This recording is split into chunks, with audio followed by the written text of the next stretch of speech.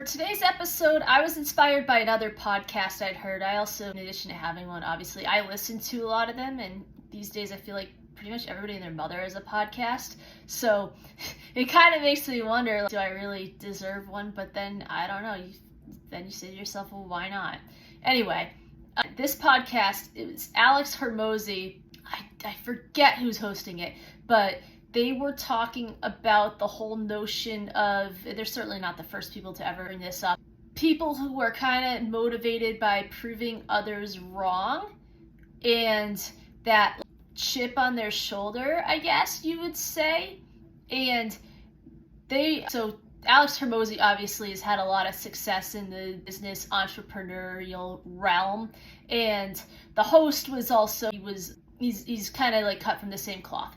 And they were saying that if they were to hire somebody, they would much rather prefer the person with that chip on their shoulder, motivated by fear and doubt and proving people wrong, because it's the most powerful motivator there is. They feel like in their experience, it's more motivating than somebody who simply wants to do well, but also that they feel, and not just that they feel this way, but from their personal experience, and I think just from others that they've heard, other examples out there, is that sort of mentality, there's an expiration date on it, basically. There's a point at which that becomes toxic, and they feel like that point is about a decade, where it'll drive you to a certain level, and for some people they probably couldn't reach it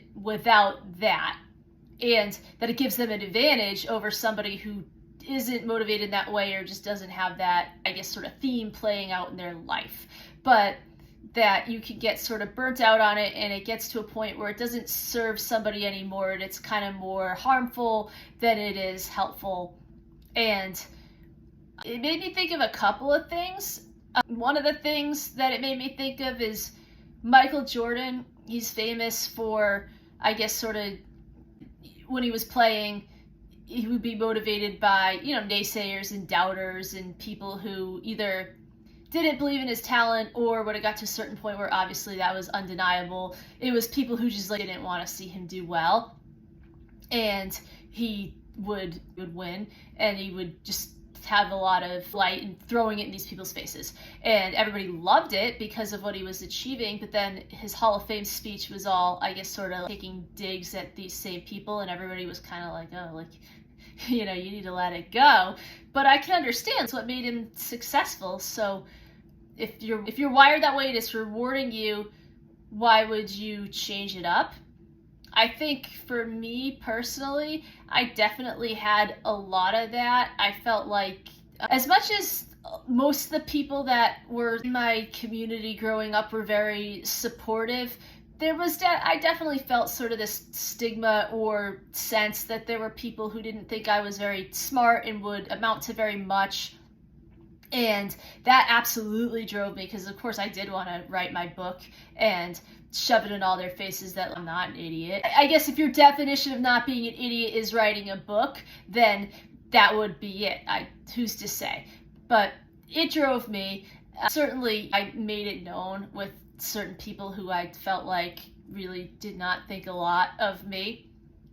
But the problem with that, I think, is like, 'cause it's negative, right? So as much as it drove me to a certain point. There was a point in time where that did get old. Then it's like, and they were saying it, Alex Hormozi, this other guy, they were saying it too. It gets to a certain point where you're giving those people too much power in your life, especially if these aren't people that you even like, or you're not relevant in your life anymore. I feel like there's really no way that can't impact you negatively. And I guess if it gets you to where you need to go, to a point, it's good, but there is a point where it does more harm than good. And I absolutely felt that. Probably, I would say I felt it the most in the period of time in between when I had finished my first book and when it was published, because I think I recognized that it wasn't it got me to where I needed to be, but it wasn't serving me anymore, and it was only dragging me down on a personal level. And also, these people, like, they don't really know you, so what does it matter what they really think? Especially as you get older, it's like they knew a version of you that was still sort of, I mean, it was incomplete at the time, but also progress. So not only is it not relevant and negative, but you don't want to give those people, like, they don't deserve that power. So I found it much more helpful to let it go. And I think, same with Michael Jordan, it's, especially when it served you, I'm sure it can be hard to let it go, especially if you don't really know how. I think for me, I was able to come by that very organically, the how, as to like how to let that go. Like I said, there were also a lot of people who were very supportive, and there were even people who were very special that they almost went the other way with it. It was like, I don't know, my Aunt Kathy, I talk about her a lot, but there were a few others where it's like they just thought everything that I did and touched was wonderful. And I kind of thought that they were biased for their own reasons, and they didn't know what they were talking about, and everybody else who thought the opposite had to be right because they had some sort of credential of some kind that made their assessment credible, in my mind. I mean, again, I was a child, so it's, now I know that doesn't make sense. I understand why I believed it at the time. But I thought about the people who were really in my corner and very supportive, and I think the motivation shifted to proving those people right, that they saw something in me. And I got to a certain point where I had to wonder what that was and try and figure out what it was, and then bring more of that out into the world and share it with people. So it became more not about like proving doubters wrong, but proving just supportive people, proving those people right, and wanting to be that version of myself. And I think that's a more powerful motivator and much more sustainable, and I just know that I'm a lot happier doing it. Anything I say on the podcast or the blogs or that I write or anything like that, it's just the opinion that I have now. We're always like growing and progressing. That could always change. I could totally disagree with that at a certain point in time. There might be a point where that doesn't serve me anymore and I have to find something else.